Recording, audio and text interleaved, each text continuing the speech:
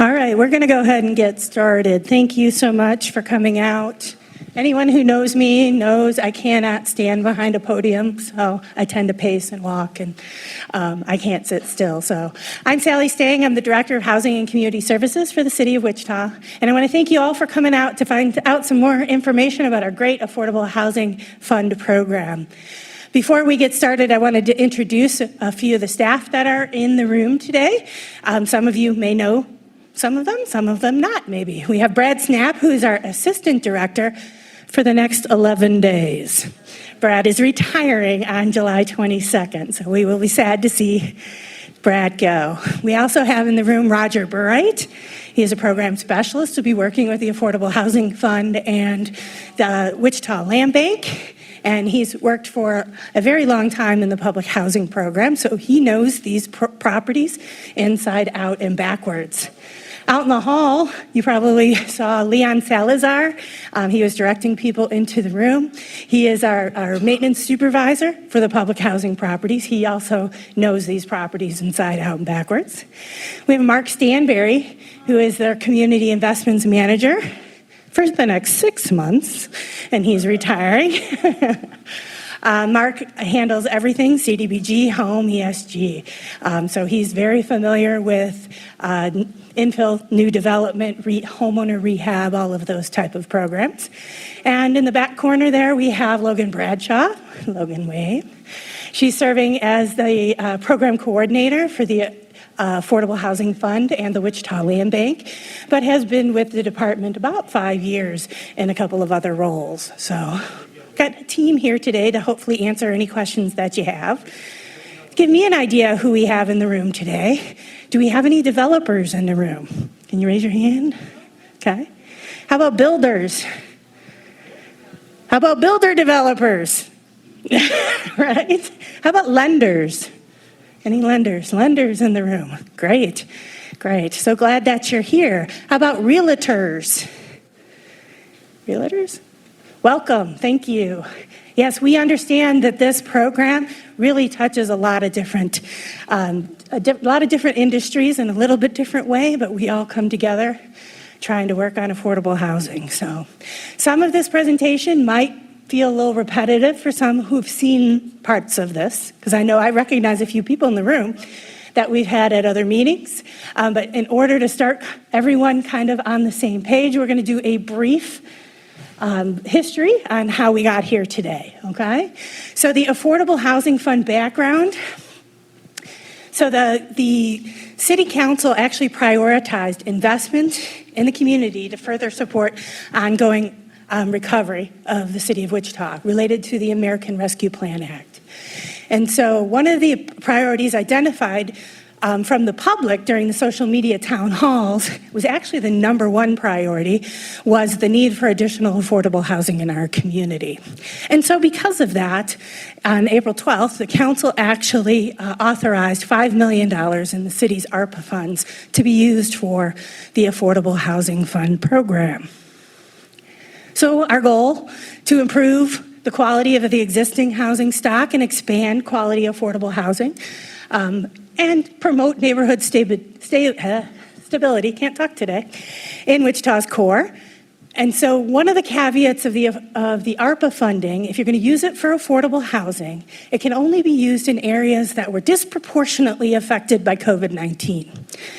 Well, when we first read that, we went, how do you document and quantify that any particular area, person, neighborhood was disproportionately affected by COVID-19? But then they went on to say, if you use qualified census tracts, that will meet that criteria. And qualified census tracts are actual census blocks in which the population, 50% or more of the population is low to moderate income, okay? And those are determined by HUD, and you can go to HUD's website and map out where we have qualified census tracts in our community. But they also strategized making sure we were working in what the city has defined as the established central area, which is pretty much the center of the city. And we have some maps that are going to show you that. And they want to give priority to projects that are proposed within a quarter mile of any public housing property. So as I said, maps, love maps. The outside boundary of this map is the established central area. Like I said, it's pretty much the center or the core of the city. We're also showing on this map are the formerly redlined areas and those that were deemed definitely declining. And you can really see, that those policies of the early 1900s had a real negative effect on our community. And as you see, those redlined areas overlap the blue areas, which are those qualified census tracts. So we definitely can see that decades of poor public policy at the federal level has led to disinvestment in some of our most challenged neighborhoods. But the blue areas, as you can see, that color blue, those are all of the census tracts in our community that are defined by HUD to be qualified census tracts. So then what we're overlaying here is we said there was a priority for projects that are within a quarter mile of public housing properties. On this map, every purple dot represents one of the single-family homes of the public housing portfolio.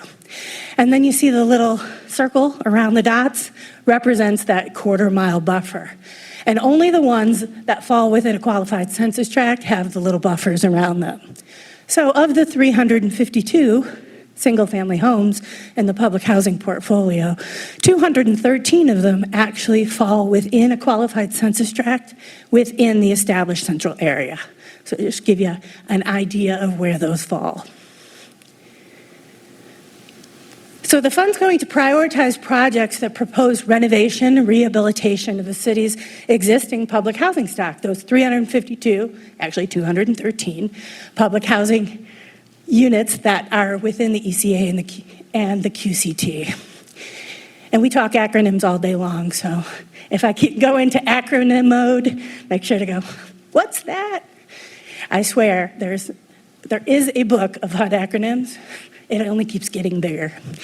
So proceeds from the purchase of these properties is designed to revolve back into the Affordable Housing Fund to help replenish the fund and have it go further and for a further period of time.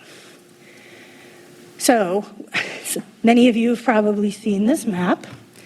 We have a map that's actually a live map to all of the public housing properties. Okay, 2, 4, and 6, right? 2, 4, 6. So this map actually outlines a lot more than just our public housing properties because we're doing so many other things.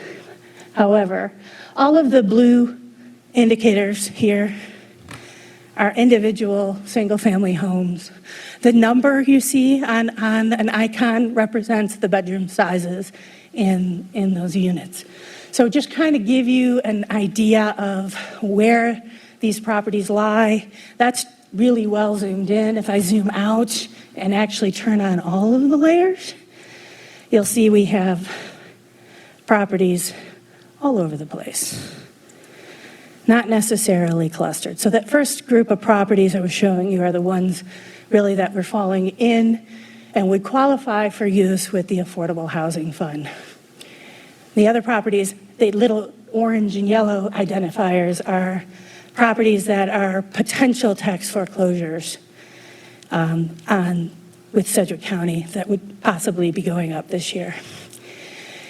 You'll notice some of these icons look a little different. The ones here are a little bit different in that those red icons represent about 20 units we have that are in the floodplain that have some significant structural damage due to being in the floodplain that we recognize are going to be a tremendous challenge in order to get it in decent, safe, and sanitary condition and not continue to deteriorate due to the floodplain.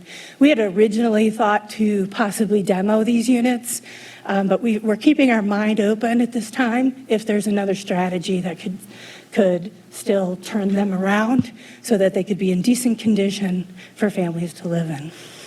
So I just wanted to give you kind of a brief overview of the public housing properties that we're talking about. And so we are actually looking to dispose of all 352 units, 213 that could qualify for affordable housing funds.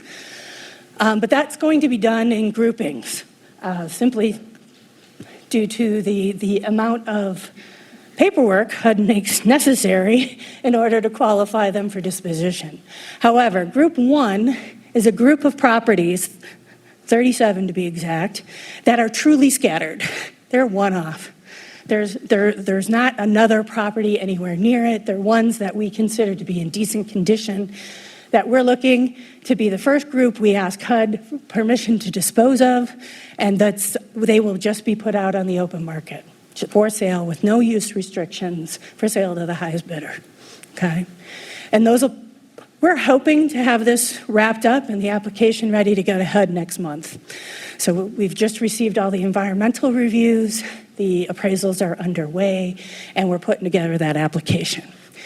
And those would be sold through the city's real estate office, just up for sale, no other requirements. Where most people are interested starts at Group 2. Group 2 will be made available through RFPs with the ability to request affordable housing funds.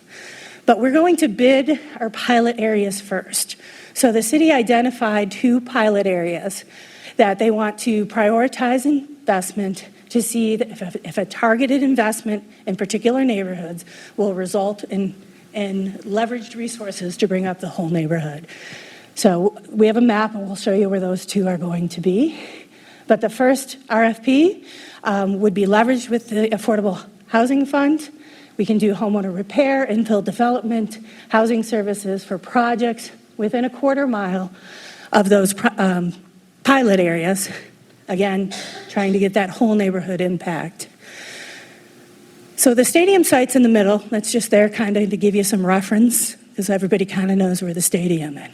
The 2 pilot areas we're talking about, first one's at North Minnesota, Pyatt and Ash and 25th Street.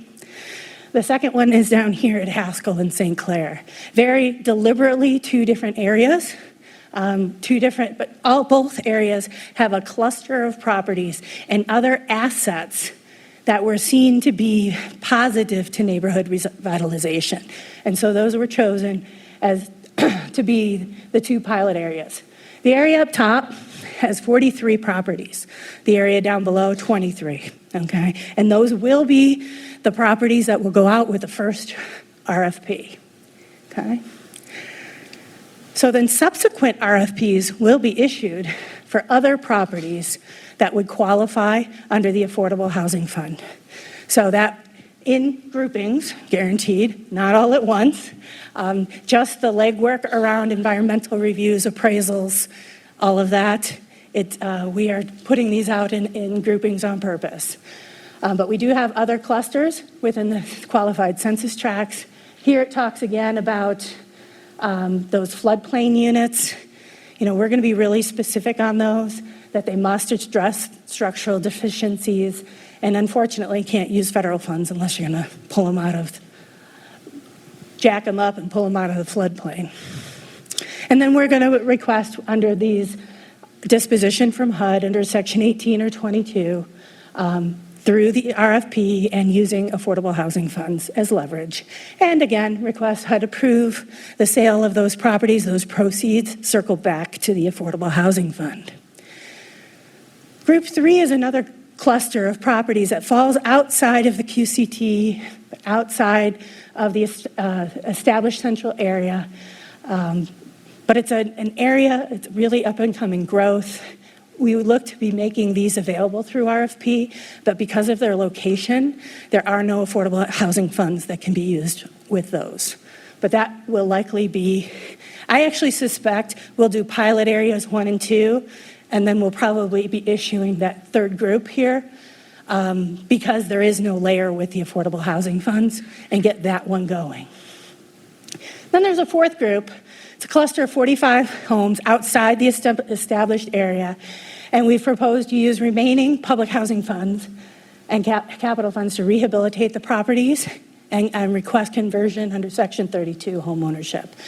We want to leverage our family self-sufficiency programs and individual and family development programs to prepare families for home ownership. And again, request sales proceeds circle back to the Affordable Housing Fund. Again, the priorities of the Affordable Housing Fund, projects that renovate those Wichita Housing Authority homes, projects within a quarter mile of those, projects in formerly redlined areas, projects that create sustainable home ownership opportunities, that leverage other funding sources, where site control or ownership is in place or easily obtained, projects developed by disadvantaged business enterprises, as certified by city purchasing, and projects that take a holistic approach. Most of what I've just gone over, many of you have heard before, right? So I just wanted to get everybody on the same page.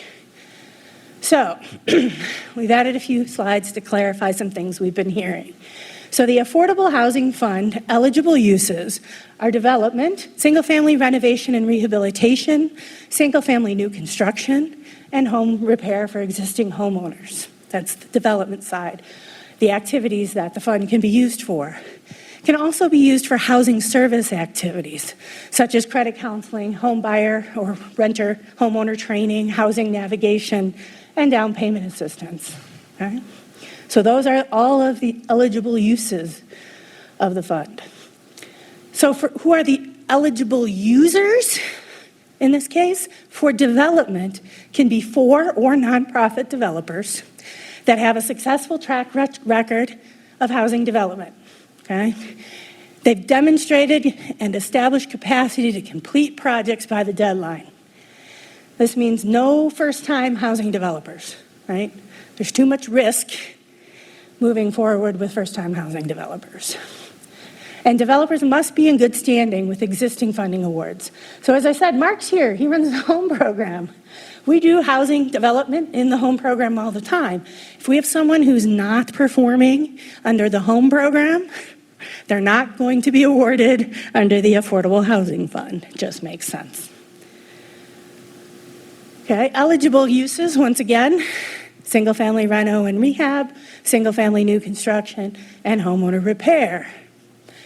So all of the development projects are going to be governed by an Affordable Housing Fund development agreement, which will outline all of the terms and expectations for the use of affordable housing funds, including, but not limited to, of course, the term of the project, how long is it going to take to complete, how the developer is going to market their offerings to the end users. So if you're doing affordable home ownership, what's your plan for finding buyers that meet the criteria, right? How are you going to ensure you're not discriminating in your plan to make sure you're marketing your offerings?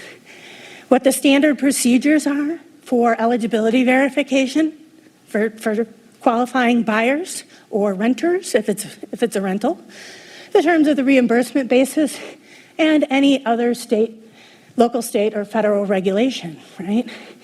When we saw affordable housing funds, they came from Treasury.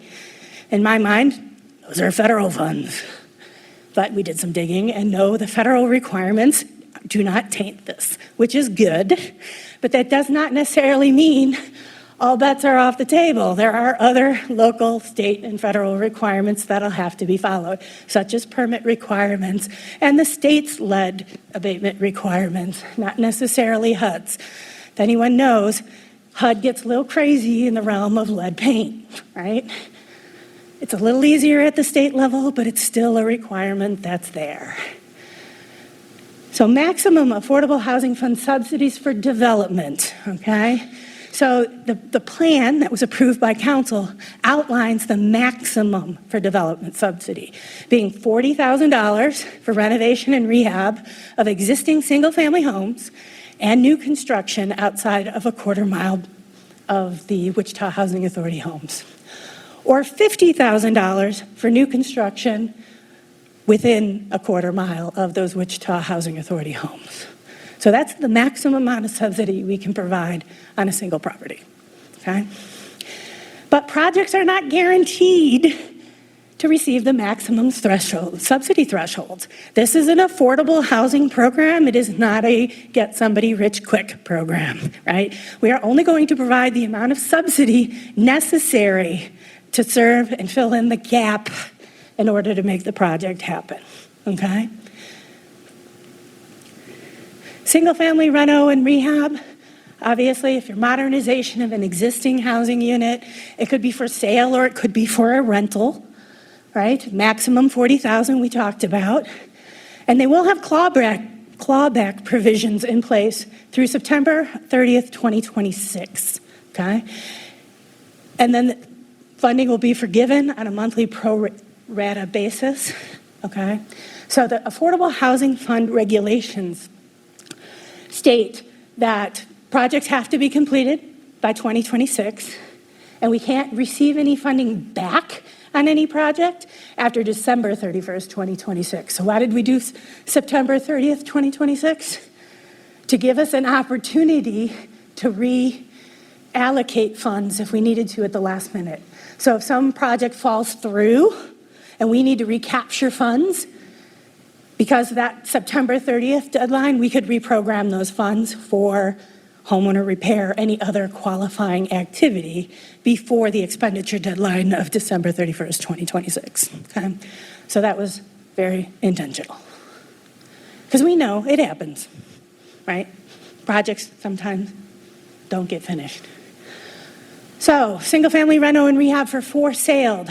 Those properties have to be sold to a homeowner whose income is at or below 80% of the area median income, okay? This is an affordable housing program. Again, there's two levels of clawback provisions. There's the first level is at the developer level, right? There are going to be clawback provisions through the development agreement and a deferred mortgage. So we're actually going to carry 90% of the acquisition and rehab costs till the end of the project. That would allow us to actually foreclose if necessary. If the project doesn't happen, we can foreclose and bring it back. We don't want projects not to happen, but we have to prepare for it. The second clawback provision is on the end buyer, okay? They will have a second mortgage that's a forgivable and deferred note on the property through September 30th of 2026. This is to prevent flipping. This is to prevent a property from being purchased from a qualified developer to a low-income family who then turns around and sells it right away for a huge profit. So the September 30th, 2026, again, is because of the Treasury requirements for the affordable housing funds, right? And it will be forgiven on a pro rata basis. Things happen. If we close on with a family at the end of 2022, which would be great if we got that far, and something happens and they have to sell it before September 30th, 2026, well, that amount of that subsidy would be prorated. Life happens. People get jobs in other states and things happen. And we didn't want to be completely punitive to that family, right? But it will be prorated on a monthly basis through September 30th, 2026. For rentals, renovations and rehab properties must be rented to a family at 60% area median income or less, with a preference for families at 50% area median income or less. Must also utilize a long-term affordability program like low-income housing tax credits, home funds, or project-based vouchers, so that we have long-term use restrictions in place that already require annual review, right? We don't have to create a whole new division to administer because they're going to be reviewed either by PPV, LIHTC, or home, right? To ensure they're continuing to be rented to families that qualify. Again, clawback provisions through the development agreement, the regulatory agreement, and a deferred mortgage. Now, in this case, for rental, it gets a little more challenging. You don't have a closing at the end, right? For affordable home ownership, take this on a single unit basis, obviously. I was talking, we're going to fund to 90% of the acquisition and rehab costs, right? In the end, you're going to see an example of this. When you sell to your end buyer, proceeds come back, right? That doesn't happen in a rental situation. But in order to help make this happen, we're willing to be able to finance that acquisition, 90% of acquisition and rehab for 12 months. For 12 months. Project should be complete right? And then whoever's doing it can secure outside financing to buy out the first mortgage, right? New construction, the provisions are pretty much the same, except the maximum subsidy amounts. We said, so it's $40,000 per unit on new construction outside of a quarter-mile buffer around those public housing units, or $50,000 if they are within a quarter-mile of those WHA homes. All the other stuff, same thing, right? Clawback provisions, if it's rental, if it's for home buyers, same as if it was renovation, okay? So where we talk about the Affordable Housing Fund will finance 90% of the acquisition and affordable housing subsidy needed, right, for sale, so the mortgage gets paid off upon sale to the end user. For rental, you get 12 months. Okay. So what is gap financing? People say this all the time. What do you mean gap financing? Keeping it simple. Gap represents the difference of the appraised value or the sales price post-construction and the hard and soft costs, construction costs, site improvements, and developer fees. Right? That's the difference. And when we're doing affordable housing, there's generally gap. It usually costs more to build it, reno it, acquire it, than you're going to get for it. And so the idea is the Affordable Housing Fund is here to fund that gap, okay? And for developer fees, the fee structure is 15% for projects using low-income housing tax credits. Why? Because that's what low-income housing tax credits requires. And low-income housing tax credits are much more complicated deals, okay? 12% for all other projects. Those of you who do home programs are like, wait a minute, we only get 10% on our home programs. Yes, we're doing 12%, knowing there's a lot of complications in this, right? So, and then soft costs can be loan fees, appraisals, property taxes, surveys, utilities, permits, advertising, etc. Okay? So I'm going to give you, I hope you can read that. Here is just an example of a proposed project, okay? So site acquisition cost, they're saying $40,000 for the property, whether it's a housing authority property, any other property, $40,000 to buy it. Construction and rehab hard costs of $55,000. Soft costs of $2,500. Required site improvements, if they're necessary, not all will, but fencing and lawn, etc. Right? For a total pre-unit per unit cost of about $101,500. Okay?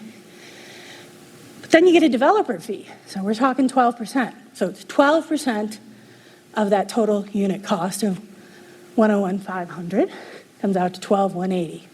So the total cost for this unit is $113,680. This is an affordable housing program, right? What's that house going to sell for?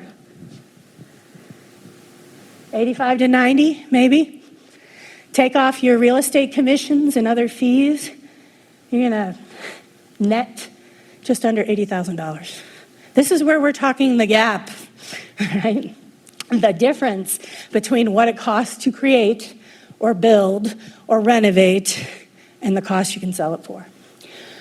So what are the resources on this? Like I said, we're willing to finance it 90%, which means the developer's coming up with 10% down. It's $101,500 project is $10,150. In order to complete the project, those construction expenses, the hard expenses were at 55, we had soft costs at 65, less what's put down, really means you need 51,350 to get it done, right? Okay, so there's your 61,500, which is your hard costs and soft costs. At closing, though, net proceeds of 79,680. The developer fee gets paid, 12,180. The down payment gets reimbursed in essence. The acquisition cost, $40,000 to purchase the property, leaves $17,350 that comes back to the Affordable Housing Fund. So that ends up with a total gap investment of $34,000. Okay? So there is a $34,000 gap on this property. I know some of you in this room are going, I go, yay! Do you know what we're funding? How much subsidy we're putting into infill development? Double, sometimes triple that. If we can get a quality, affordable unit that only has $34,000 in subsidy in it, I'm doing a dance, because it is much better than what we can do on the infill side, okay? But I want to give you an idea. So we had a lot of feedback from people about, this is about getting developers rich. This is about getting contractors rich. This is about getting bankers rich. It is not. It is designed in a way to try and get as many affordable quality units as we can. So I'm going to give you just a second example. Same project, second example. The only difference in this project is the sales price. It sold for more than we expected, all right? When you submitted your proposal, you thought it was going to sell for $87,000, and it sold for $90,000, okay? The end result is more money back to the Affordable Housing Fund, not more money in a developer, builder, or banker's pocket. That money comes back to the Affordable Housing Fund to be used to provide funding for another project. So the gap in this project, when it sells for more than anticipated, went from $34,000 to $30,430, okay? Does that make sense? Okay. So for home repair is for existing low to moderate income homeowners who need repairs on their existing property. It's a 0% interest forgivable loan with clawback provisions to September 30th, 2026. See a pattern, right? Same reason. It's the Affordable Housing Fund. It's Treasury funds that if they were to be repaid after December 31st, 2026, they'd actually have to be sent back to Treasury. Yeah. So for the first RFP that we're doing is for pilot areas 1 and 2. Remember, we talked about those. Minnesota Ash, Piatt, and 25th, Haskell, and St. Clair. So our first RFP will also include the ability for people to apply to do a homeowner repair program. But that program has to be within a quarter mile of those two pilot areas, okay? Because we're trying to see that collective impact. And that's just for the first RFP, okay? And we're looking at a maximum of $25,000 in affordable housing funds. Again, if we can end up with a quality, affordable unit, even for a homeowner, and we only need $25,000 in subsidy, that's a good thing. This is also huge because most homeowner repair programs have a $5,000 or a $10,000 limit. You can really get into doing it right, really looking at systems and not just putting a Band-Aid on the roof to wait and watch the water here explode, right? Okay. And then again, housing service activities, we talked about these. The eligible users for these are established nonprofit organizations who are going to, with demonstrated capacity, they can't supplant their existing programs. They can't be doing this already and go, okay, you can fund me now. They have to show us that they're expanding their current offerings if they're doing this already, okay? And for the first RFP, those activities, whether that's down payment assistance, homeowner readiness, it is going to be for projects within a quarter mile of pilot areas 1 and 2, okay? So they will be grants for different programming, like we talked about before, credit counseling, home buyer, homeowner training, housing navigation, down payment and closing cost assistance. Again, in that scenario, there's a second mortgage forgiven on a monthly pro rata basis through September 30th, 2026, okay? And all end users receiving these services must be at below 80% area median income to be eligible, okay? So that's where we are right now. We deliberately wanted to kind of go over it and then open the floor for questions because we get a lot of questions. We do ask, if you're going to ask a question, we're going to hand the mic around because we're recording this session. And if you ask something not through the mic, the recording won't hear you. So if you do have a question, please just raise your hand. We'll bring one of the mics to you so that everybody can hear. Oh, come on, I'm not that good. Wow. Oh, yes. What is the amount of the income that we're talking about for end users? So that depends on the size of the family. So we do have a chart. Can you? Yeah. And it's determined by 80% of the area median income broken down by the number of people in your household. So there is a chart. She's going to bring it up. It's usually higher than most people think. Okay.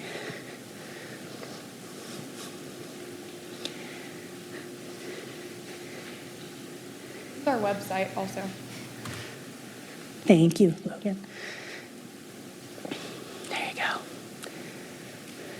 So you can see a family of 4 has to make under $67,850 to qualify.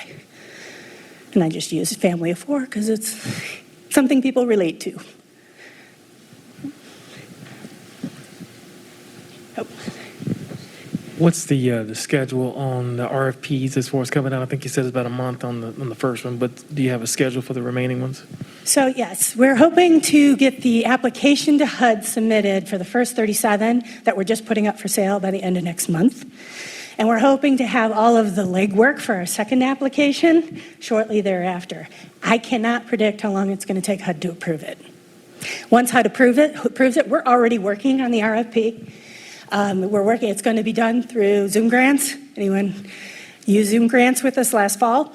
It's an online platform. And that RFP will include multiple layers. We're doing pilots 1 and 2. You want to tell me I want to purchase these specific houses for this amount of money. Here's how much. Here's my budget pro forma, kind of like you did up here. This is how much affordable housing funds we need. And if you're doing a rental program, you'll be able to actually apply for project-based vouchers right through that same application.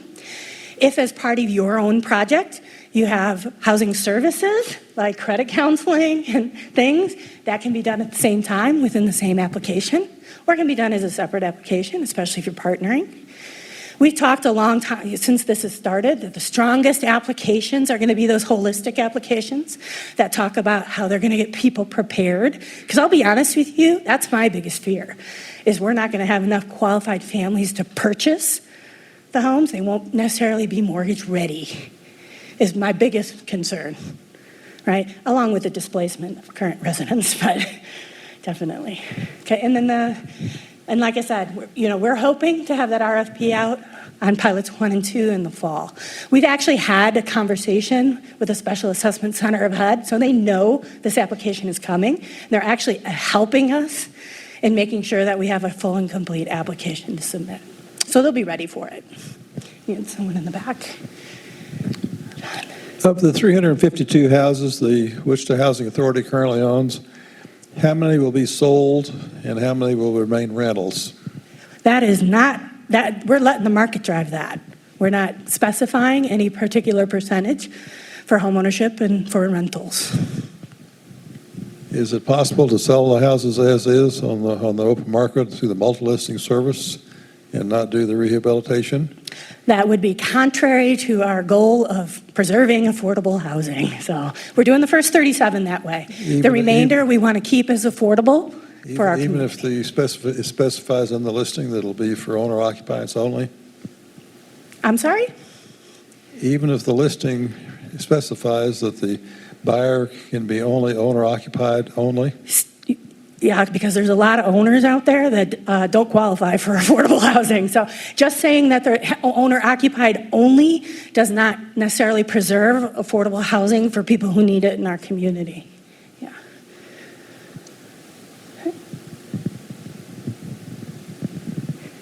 How's another one? Here's another. And then Sorry about that. that's okay. I heard environmental impacts. What are those studies? And then I had a question on the floodplain. HUD actually is the provider. The federal government is the supplier for federal flood insurance. Mm-hmm. And so why are they having the problems with something that they supply normally, routinely anyway, with the houses that are located in the 100-year floodplain? HUD does not want to invest further dollars into houses that simply just have flood insurance because it's a bad gamble, to be honest with you. That's not our role. That is definitely HUD's. The environmental review is hey, Brad, you want to answer this one? No, the environmental review is a requirement from HUD that there's an assessment done to determine whether the proposed project is going to have a negative effect on the environment or the environment is going to have a negative effect on the proposed project. People go, what? What do you mean by that? And obviously it makes sense. Like if I was going to build a new apartment complex, that excavation could have a negative effect on the environment, right? I could create flooding in other areas. I could actually unearth archaeological stuff. But then on the same side, I want to build that property, but we find out that the noise, the decibel level at that property is so high that it could be detrimental to the people living there. So we have to look at coastal boundaries, airport noise and runways and flight patterns and all kinds of wastewater, stormwater. It's quite complicated. I just received the first, the updated environmental reviews on the 37 homes that are going to go up for sale. The smallest one is 636 pages long on one house. Okay. Yeah, that's more reading to do. Some of them are over 1,000 pages long. So granted, I'm not reading every word. That's why we have our consultant who's created those reports, but it is a requirement that those environmentals be completed. Yeah. What kind of cost are these environmental reports on each house? What's the average cost? That's a tough one because these are actually updates to the environmental reviews that were done in 2019. So it was about $400,000 back in 2019 to do just the single families when we thought they were going to be able to be converted under the RAD program. And so because they're more than a year old, we had to go back out and have those environmental reviews updated. The 636-page document is the update. And they are very, very expensive. And they're done not necessarily on a per property level, they're done on a project area. So we could have one, and just because these 37 are so scattered, most of them are a separate project. But where we have some clusters, there's a lot of that work that they can do on the basis of the whole grouping. So we get some economies of scale with that, right? Because different aspects of the environmental review are the same for the cluster because they're in the same project area. So we do get some savings on that and fewer pages to read, but it is quite costly. Thanks, over. So you mentioned that you're having to get the environmental reviews, but also having to get appraisals on each one of those properties. Can you talk about why that is? Sure. So the reason we're having to get appraisals is we're requesting from HUD to be able to sell these properties without a continued use restriction from HUD. If we sell them for $1 less than the appraisal, there's a 30-year use restriction on the property. And we don't have the capacity or the ability to monitor projects for the next 30 years. So that's why we saw the ability to purchase them at the appraised value and then cycle that money back into the Affordable Housing Fund as our kind of not way around it, but it allows us to set up our own use restrictions. Like I said, for the rentals, we have a long-term, you have to be coupled with project-based vouchers or LIHTC or something else. It's harder to do with homeownership. It's not impossible, but homeownership, affordable homeownership in perpetuity is very challenging. When someone can't sell their house unless they can find a buyer that qualifies under the originating program, it's very, very administratively burdensome and stressful sometimes on those homeowners. So that's why we are having to complete those appraisals. So those appraisals for the first 37 are going on right now. The appraisers wanted to see the environmental reviews before completing the appraisals, help them in their job, I guess. But they're going on right now, and that's the one piece that we're waiting to be finished, and then we'll be able to get that application in on the first 37. Okay, Tone. The Group 1 homes that are kind of one-off things, once you get the approval from HUD to get rid of those, can you explain the process you're going to use to try to Sure. sell So we're those? going to work with our real estate department up in the city manager's office, and they are going to contact, and they have most realtors' contacts in the city, and let them know that these properties are available. There's an interactive GIS map that will populate on the city's website that's going to provide information that they are available, some other information about the particular information about each property. And anyone who's on our contact list for like these type of meetings and updates will actually get an email from us to say, hey, here's the link to real estate's office, here's a link to the map, and they're going up for sale. Okay. Thanks, Roger. He's getting his steps in. So am I in a weird way, but So are the funds only going to be eligible for the houses that you guys are selling, or will it be in that particular area? So like, let's say I bought one next door. there's a priority for the Housing Authority homes, and then there's a second priority for ones within a quarter mile of those. And then there's only the requirement to be in these qualified census tract or an established central area. But we only have $5 million. And I'll be honest with you, when you look at the example math, we're going to chew through it fast. And that's the hope. And the idea around being able to, one, help finance 90% up front. So when those get paid off, so that's going to be part of our scheduling, right? So we're going to get these first couple rounds. We're going to be issuing contracts.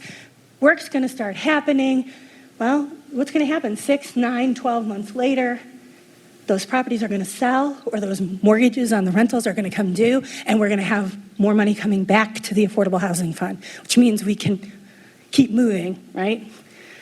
Keep moving. Our only requirement, according to the Treasury Department, is that they have to be done in a qualified census tract. Okay. Qualified census tract? Yeah. Okay.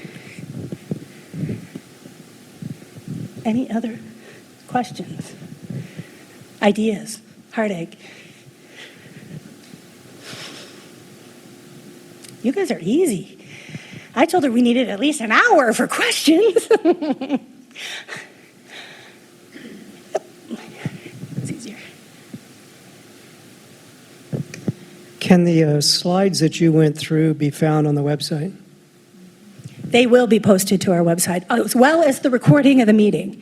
Because we understand people couldn't make it today, right? And they might want to see what's going on. So the recording of the meeting, as well as the slide deck, will be made available.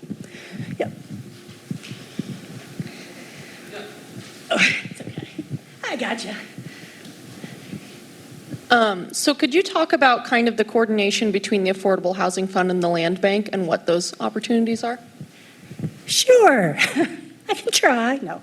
A lot of people know at the same time we're trying to stand up the Wichita Land Bank, right? So we do have the Land Bank Board is established. We have a meeting on Wednesday if you'd like to attend, either in person or virtually. But the Wichita Land Bank is established to try and take properties underutilized, usually vacant properties, and repurpose them, right, for productive use. And so land banks have the ability to by state statute, to take properties into ownership, and it automatically clears them of back taxes and specials that are not for public improvements. So if a property was delinquent and MABCD had to go out and board it up, and they applied a special assessment on it, and the land bank gets it, it disappears. But if the property's in a neighborhood that had special assessments related to public improvements, like drainage and roads and sidewalks, it doesn't have the power to eliminate those. But by putting them into the possession of the land bank, it can take those properties that have these challenges and then try and put them out for productive use. Now, the land bank is being piloted using community development block grant funds. And as such, anything that happens with the land bank has to meet a CDBG national objective. So easy match, affordable housing. So if we're able to get our hands a property, either a vacant property that's tax delinquent through tax sale we can get, or a property where someone inherited it. They're like, I live in California, I don't want it at Betty's house. They could donate it to the land bank, have all that back taxes just cleared away like magic.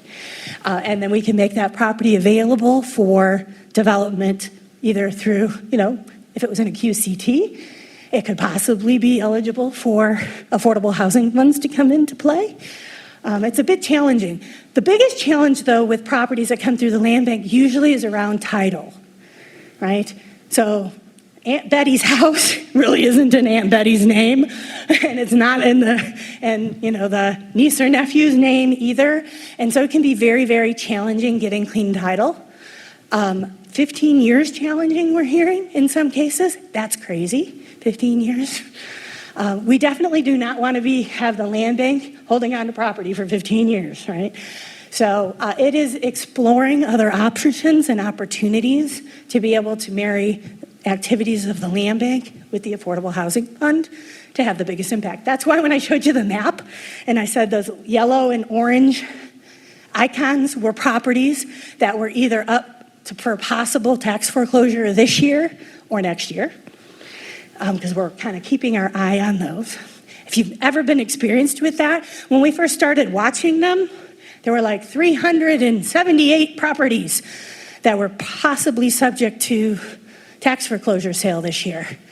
And we're down to 112, 101 now, okay. Because they get redeemed constantly. So that's a challenge, because how much time and effort are you going to put in possibly working on a property that the minute the homeowner pays the oldest 1 year of taxes, it takes them off that and they're redeemed and not necessarily going to the tax rolls, which, there you go. So a little bit of a challenge. It's brand new for us. We think there's definitely opportunity to marry those two things together. You say the land bank is or is not set up? It is. So it is. How long do they go? Well, it got handed to us in February, March. Yeah. So they established the board late 2021, and the city manager's office was coordinating the land bank meetings and activities, and in March of this year, it came to the housing department. When are you going to publish the list of the addresses? I'm sorry. I'm sorry. When are you going to publish the list of the addresses? Of the tax foreclosures or the public housing? Of all the houses that are going to be available for sale? We don't provide those while they're right now, simply because the tenants have a right to privacy. A lot of them are occupied units. So once we get further down the path, and for example, when we make the 37 units available, we're already having the conversations with the residents, helping to move as many as we can into homeownership, working with the others to issue them a voucher. So it's part of why we don't publicize the addresses yet. We've had people spying in windows. Land bank question. Yes. Did you say, are there properties already in the land bank yet? There are or do you know not. when that might happen? There are not any, we have not taken ownership of any yet. So we've had a couple where we had some opportunities of potential donations to the land bank, and they have not followed through. So, I mean, they're such complicated issues. One of them had a Medicaid lien on it for more than the property's worth. And so it's like, okay, if you can't get that Medicaid lien cleared, obviously we're not going to pay that off for you, right? Because our magic for taxes doesn't work for Medicaid liens. We had another that was related to a property that was being condemned. They changed their mind and decided not to donate. We haven't had a tax sale since the land bank was established. Is there going to be a website that, if we're interested in looking at any of those properties, that we'd be able to see what's in the land bank? Yes, once they're in the land bank, that'll be public record when they're in the land bank. And they'll be not occupied, obviously. So we won't have the issue we have, trying to protect people's privacy in these particular units.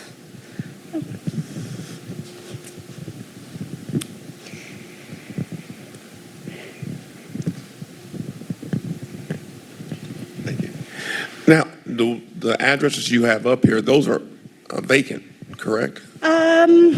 Most of them that you're seeing up there at the moment, yes. Okay.